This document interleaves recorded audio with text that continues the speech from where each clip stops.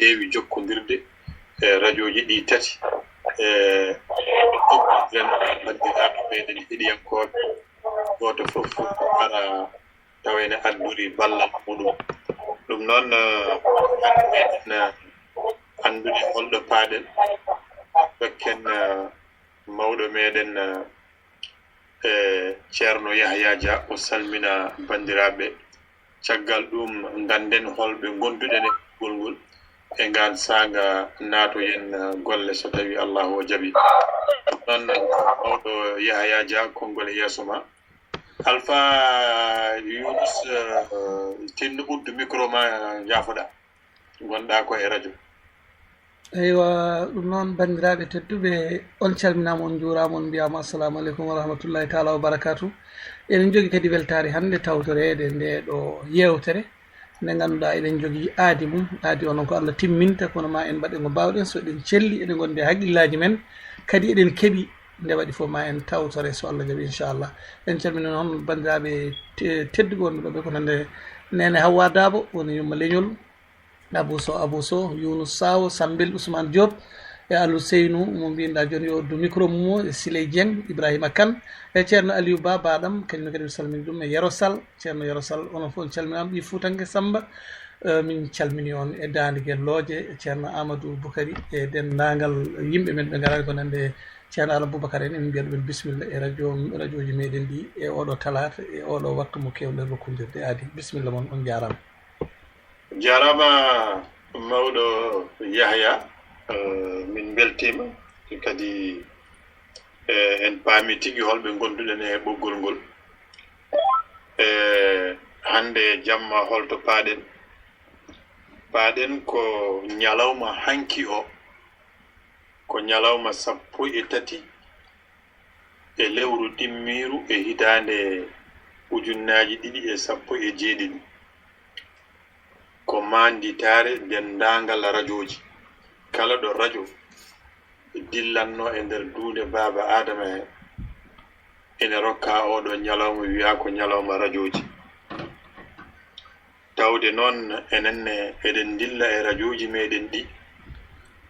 hande jamma etoɗen yewtude e radioji meɗen ɗi nden yewtere meɗen wonata ko namdal ngal kuccinten e dendagal heɗiyankoɓe meɗen ɓe e joman radioji en ɓe tawa ko radioji tigi FM godaɗi ɗi gila to Mauritanie to ha to Sénégal to ha to Mali to ha to Guinée to walla ni tawa ko radioji web ɗi hono ɗi meɗen ɗi enen mbiyata ɗum radioji internet e fawade e ndin ɗon mbaadi eɗen namdodira hol darnde nde ɗiɗo radioji poti darade mbele e rando meɗen ngo ene yiito hoore muɗum e radioji ɗi holko cikkuɗen radioji ɗi poti wawde addande leñol ngol mbele koyɗe ɗe jaɓɓaten ɗe miijoji ɗi jogiɗen ɗi darnde nde dariɗen nde holko radioji ɗi poti fodde wawde wallude e leñol meɗen ngol to funnange hirnange e rewo e worgo sahal ha ɓaliri en goppani tawa eɗen tina tigi wonde radioji ɗi wonko ɗi nafti so tawi wonko ɗi nafti tuggide puɗɗiɗen e ɗiɗo radioji hol ko cikkuɗen gartam eɗin dokki leñol ngol walla ala so tawi ala tawde yewtere meɗen ko cakken peeje hol peeje poɗɗen jogitade ko yacci mbele radioji meɗen ɗi ene nafta en tawa wona ko radioji tan so waktu uddidde yonti tan radio ji ɗi uddita tawa kadi jewte baɗeteɗe hende enen fof eɗen gandi walla eɗen paami tawa ɗe gona naftooje en no feewi ɗum noon ko wasiyaji ɗi radio ji ɗi poti rokkede jogo jaɓɓal jogo miijoji jogo hattan tawa kuɗi jewtata ko kuɗi gaddanta heɗiyankoɓe ko ɓe jiɗi feccodirde e fulaagu ko tawa koko naftata so tawi kala hen jewte gandaɗe naftata tawde ken huutondiroɓe ke en wallodiroɓe etoɗen jogitade konngol pulaagu ɗo wiyata so tawi unoɓe pelliti undude holto ɓe cuuɗodirtu nafde ɗum noon tawde jiɗɗen koko moƴƴata ko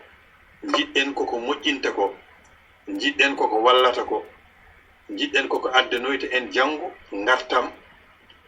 e ko jewte ɗe mbaɗeten ɗe en duttodirtu e koye meɗen so tawi wonɗo pelooje ngoni walla wonɗo ŋakkere woni yimɓe ɓe kollita jomana radio ji en ɓe yewtoɓe ɓe wonde tawde gonɗen ke manditare radio holko radio nafata holko radio dillirta nden noon dokkodiren tigi rigi miijoji mbasen yurmodirde sabi yurmodirde nde koko ustata tawde koko wallodirte tawde koko ɓamdete moƴƴi so tawi wonɗo fergitere woni moƴƴi so tawi wonɗo ŋakkere woni wonande ɗen ɗon jewteteɗe e dendagal radio ji meɗen ɗi gandine wonde ndiɗo mbaadi walla ɗeɗo geɗe ƴettaɗe moƴƴani e radio walla moƴƴinta radio tawde radio ko tabalde koko hettere ɗum noon ko ɗum fatata wonde hande yewtere meɗen bandiraɓe sehilaɓe musidɓe tedduɓe en jahat joni o to mawɗo meɗen Yahya Dia tawde ko radio ji ɗi tati ndendi yewtere nde kankone daña ko ɓeydi hen eno mbirumi ni tan ko yo en tinno mbasen yurmodirde so tawi wonɗo woɗi ŋakkere tawa eɗen mbawa ɗum heɓɓitade ganden ko radio ji ɗi nafata ɗum noon mawɗo Yahya Dia konngol yeeso ma ko ɗum woni hande mbaadi yewtere meɗen ko sifa namdal tawde wona ko e manditare dendagal radio ji e windere nde fof ene mawnini on ɗon ñalawma hanki en dañani wadde ɗum jinnoɗen ko fadde tawa radio ji tari ɗi fof ene kawra wona yewtere wotere tawa wona radio ji meɗen ɗi tawde kenne renduɓe feere tawa enen fof eɗen denda ndeɗo yewtere ƴeewen holko moƴƴinta a faamide gondigal radio ji ɗi ko holko moƴƴinta peeje meɗen enen fulɓe beele radio ji men ɗi enen daña naftude a faamide pulaagu ngu no didorno mawɗo Yahya konngol yeeso ma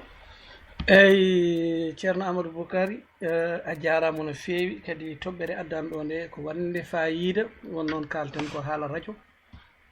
radio so tawi en kaali ko kabaru ko tintinde ko haalde ko joofade ko feññinde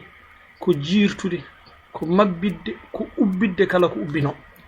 ɗum ɗon jogiiɓe ɗum ɓe ko ɓuri heewde e ɓeeɗon jogiiɓe ɗiɗon radio ji walla haaloɓe ɓeeɗo e ɗeɗon radio ji keewi ko wonde jannginaaɓe ndiɗon mbaadi no waɗirte won noon so a yii joomum ene njaha école ko wayno sesti ene ngona ga journaliste en kaalete kono kaaldirta e yimɓe no kaalnirta yimɓe no pamminirta yimɓe tawa hay gooto naatata e nguurdam neɗɗo ene bonna walla ene bonnita taw wona huunde wonde tawa kadi ko huunde nde ngannduɗaa so tawi yanoyi e oɗon neɗɗo walla ngol ɗon leñol ne waawi bonnude mo haa fof radio e communication wayi kono bombo mo jogiɗaa e junngo ma so tawi a jaggiimo so a rentaki so fuccitimo e dow ma an e wondiɓe ma fof gañata on walla halka on so tawi a werlimo e wonɓe kadi bonna ɗumen ko ɗemgal ko sawtu ko kural manggal ngal ngannduɗa ne heeɗe banggueji fof radio ko hunde mawde haaloɓe mum poti rentade tinnade andude ko neɗɗo haali fof ko won keɗiɗo ko neɗɗo wi fof ma on beltiɗo ma on mettinɗo kono noon so tawi ko gonga ala ko hulɓini hen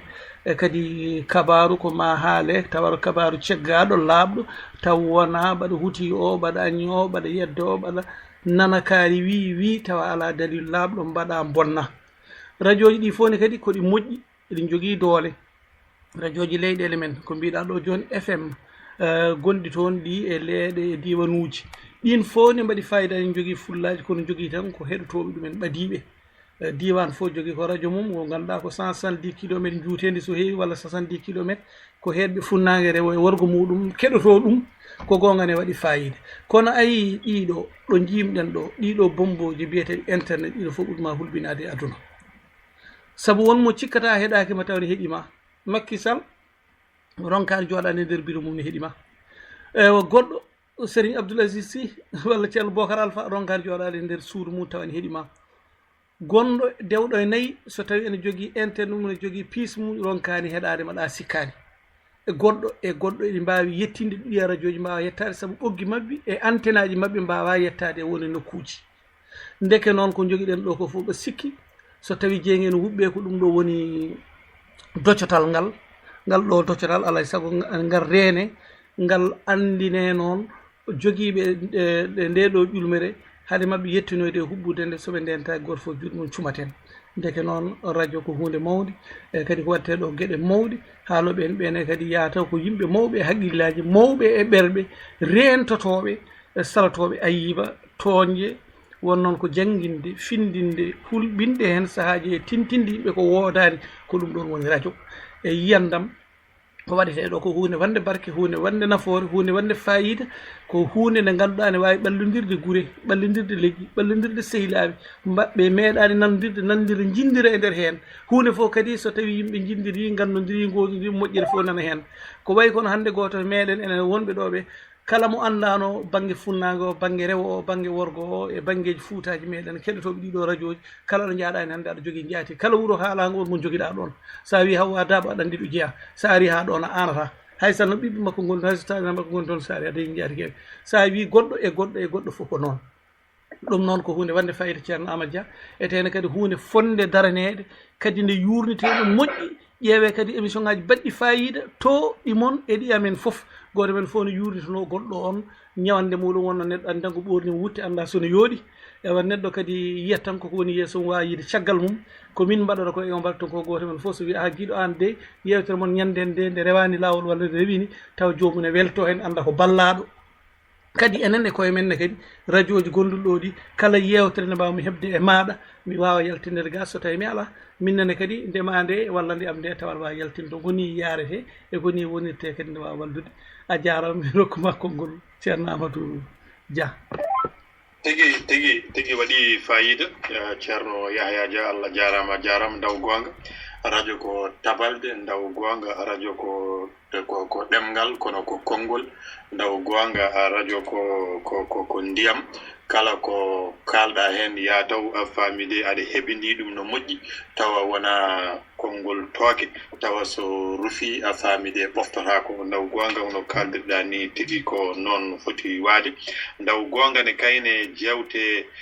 lombeteɗe a famide e radio ji meɗen ɗi ya taw ko jewte naftoje ɗe ganduɗa ko jewte bawɗe rendinde kono taw wona jewte caroje ɗum noon tawde woni a famide no mbiruɗen ndi ko manditare dendagal radio ji enenne en gorata ko radio ji ɗi a famide mbaɗanno fof gam weltinde heɗiyankoɓe muɗum yewtidde heɗiyankoɓe muɗum